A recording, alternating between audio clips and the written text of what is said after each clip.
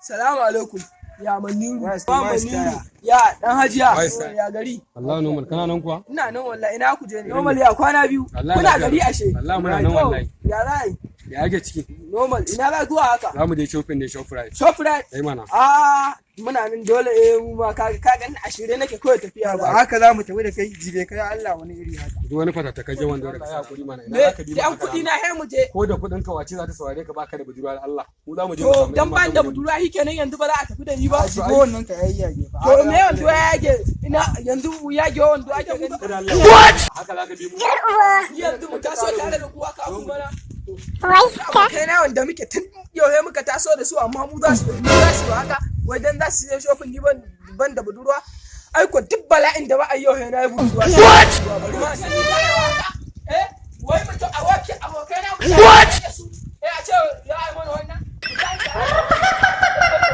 inda budurwa take alƙena ne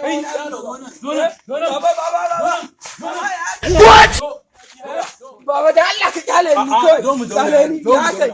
Ya kai kawai ka kyale ni. Kai haka. Sabidillahi. Ya kai. Baba ni ka kyale ni da san ni da yawa haka. Kai yaro wai Ni wai a ce abokai na za a je Shoprite. Oi dan ban da budurwa. Yau ta inda budurwa take yana nan wallahi. To ai alkhairi nake zo maka da shi yaro. I wallahi. Kai ana neman ka sallah kana neman ka kasa alwala. Akwai diyata wacce nake so na haɗa ka da ita. Allah baba. Ai budurwa ka gama. Ai na gode Allah. Na san yau na gama duk wani wulaƙanci ne. Dukkan yan matan ya wayannan abokan naka ba su kai diyata ba. Allah yaro.